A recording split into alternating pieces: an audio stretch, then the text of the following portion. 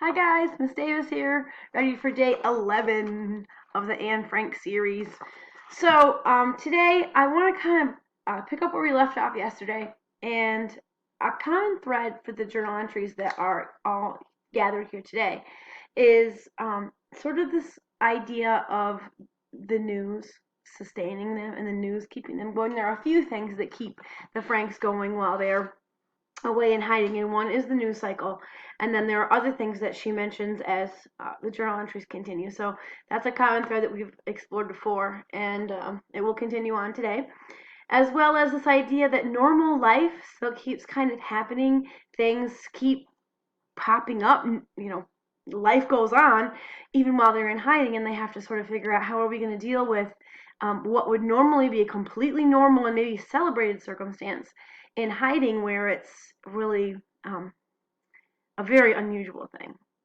So without further ado, I'm going to jump right in to Tuesday, May 18th, 1943. Dear Kitty, I witnessed a terrific air battle between German and British planes. Unfortunately, a couple of the Allies had to jump from burning machines. Our milkman, who lives in Halfweg, saw 4 Canadians sitting by the roadside. One of them spoke fluent Dutch. He asked the milkman to give him a light for his cigarette, and told him that the crew had consisted of 6 men. The pilot was burned to death, and their 5th man had hidden himself somewhere. The German police came and fetched the 4 perfectly fit men. I wondered how they managed to have such clear brains after that terrifying parachute trip. Although it is still fairly warm, we have to light our fires every other day in order to burn vegetable peelings and refuse. We can't put anything in the garbage pails because we must always think of the warehouse boy. How easily one could be betrayed by a little carelessness. All students who wish either to get their degrees this year or continue their studies are compelled to sign that they are sympathetic with the Germans and approve of the new order. 80% have refused to go against their consciences. Naturally, they had to bear the consequences. All the students who do not sign have to go to a labor camp in Germany. What will be left of the youth of the country if they have all got to do hard labor in Germany? Mummy shut the window last night because of all the banging. I was in Pim's bed. Suddenly, Mrs. Van Daan jumped out of bed above us, just as if Mushy had bitten her. A loud clap followed immediately. It sounded just as if an incendiary bomb had fallen beside my bed. I shrieked out, "Light! Light!" and Pim turned on the lamp. I expected nothing less than to see the room ablaze within a few minutes. Nothing happened. We all hurried upstairs to see what was going on. Mr. and Mrs. Van Daan had seen a red glow through the open window. He thought that there was a fire in the neighborhood, and she thought that our house had caught fire. When the clap came, Mrs. Van Daan was already on her feet with her knees knocking. But nothing more happened, and we all crept back into our beds. Before a quarter of an hour had passed, the shooting started up again.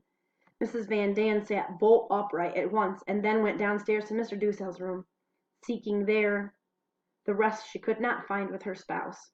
Dussel received her with the words, "Come into my bed, my child," which sent us all off into uncontrollable laughter.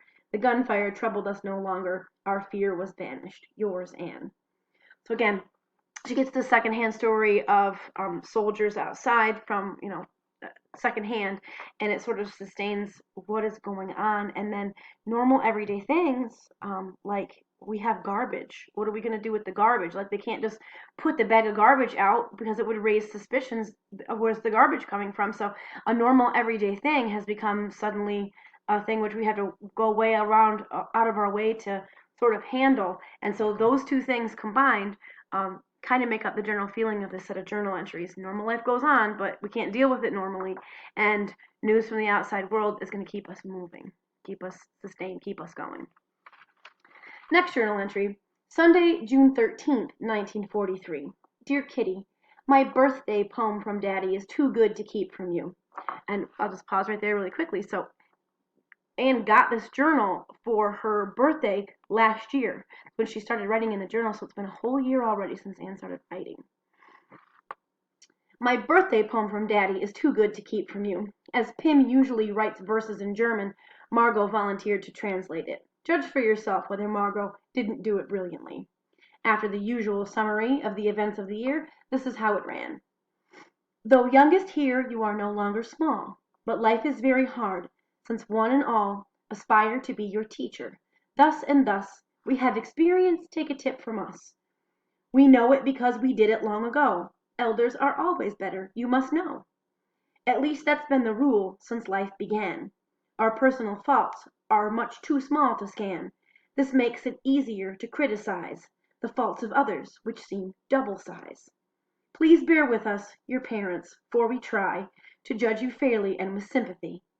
Correction sometimes take against your will, though it is like swallowing a bitter pill, which must be done if we're to keep the peace, while time goes by till all this suffering cease.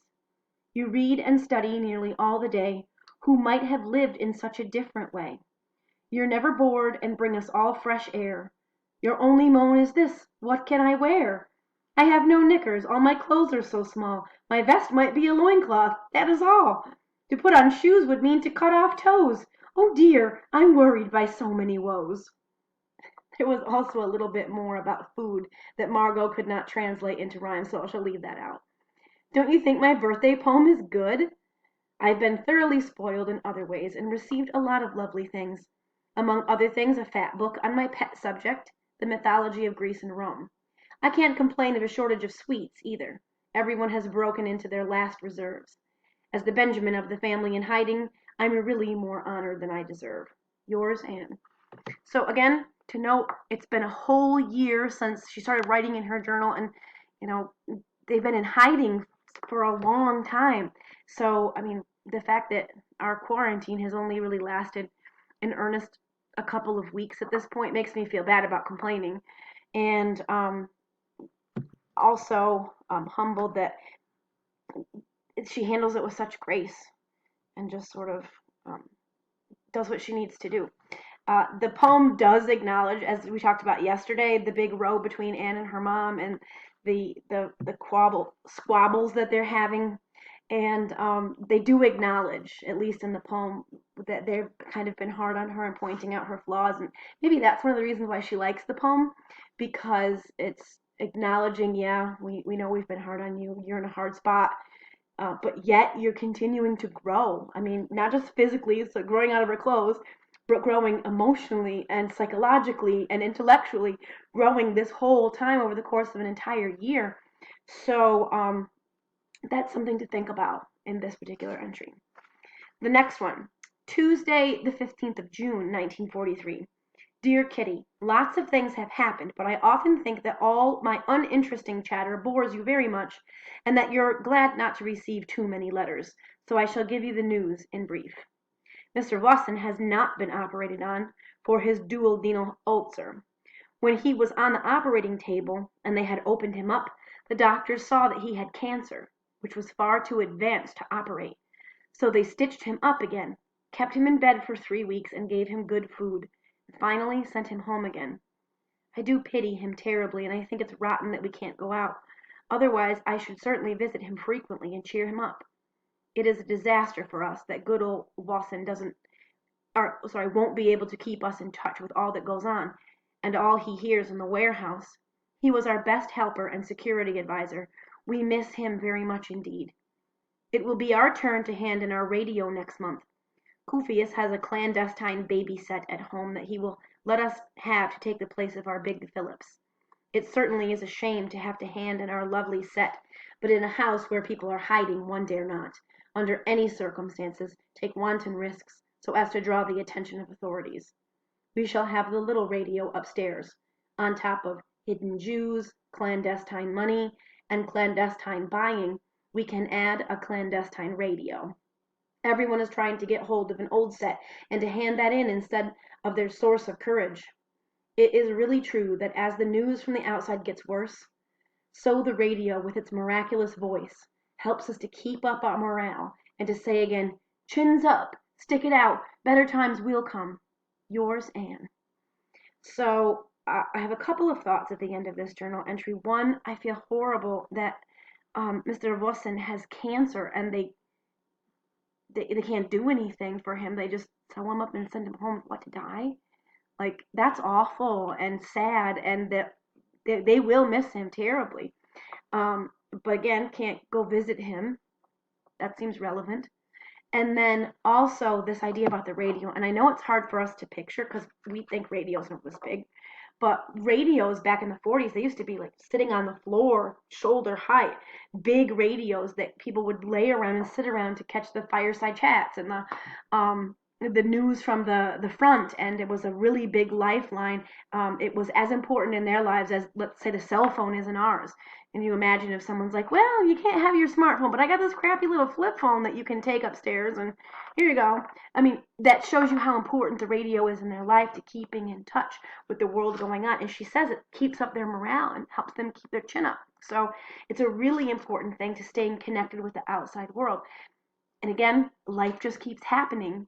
And if it weren't wartime, maybe Mr. Wilson could get treatment. Maybe they could go visit him. But as it is, all these things that happen in life that would have been otherwise not such a big thing now are incredibly altered.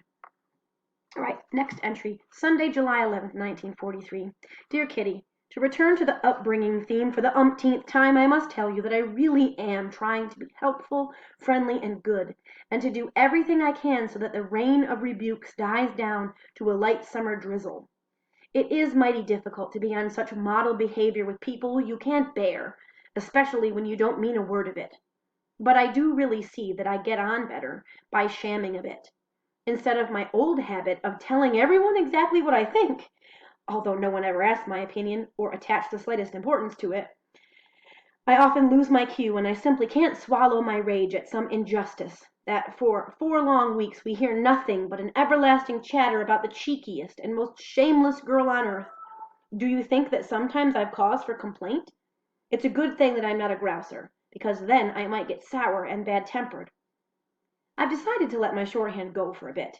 Firstly, to give me more time for my other subjects, and secondly, because of my eyes. I am so miserable and wretched as I have become very short-sighted and ought to have had glasses for a long time already. Whew, what an owl I shall look! But of course, in hiding, one cannot. Yesterday everyone talked of nothing but Anne's eyes, because Mummy had suggested sending me to the oculist with Mrs. Kufius. I shook in my shoes somewhat at this announcement, for it's no small thing to do. Go out of doors. Imagine it. In the street. Doesn't bear thinking about. I was petrified at first, and then glad. But it doesn't go as easily as that, because all the people who would have to approve of such a step could not reach an agreement quickly. All of the difficulties and risks had first to be carefully weighed, although Miep would have gone with me straight away. In the meantime I got out my gray coat from the cupboard, but it was so small that it looked as if it belonged to my younger sister. I'm really curious to know what will come of it all, but I don't think the plan will come off, because the British have landed in Sicily now, and Daddy is once again hoping for a quick finish. Ellie gives Margot and me a lot of office work. It makes us both feel quite important, and it's a great help to her. Anyone can file away correspondence and write in the sales book, but we take special pains. Miep is just like a pack mule. She fetches and carries so much. Almost every day she manages to get hold of some vegetables for us, and brings everything in shopping bags on her bicycle. We always long for Saturdays when our books come, just like little children receiving a present.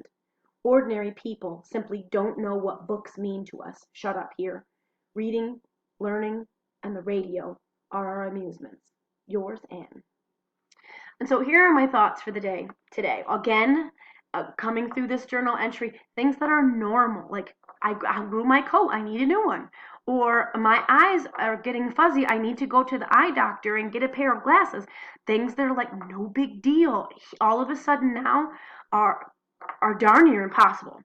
And that's being really relevant for me lately too. And then finally there's again this idea that the news cycle, the radio is what's keeping their hope alive.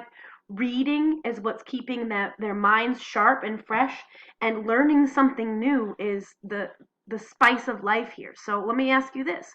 What are you learning to do? What are you reading? And are you paying attention to the news? These things. And my goodness, if you have not started writing your journal yet, what are you waiting for? Get on that thing. You're living in history in the making. You should write it down. I'll see you guys again tomorrow. Have a great day.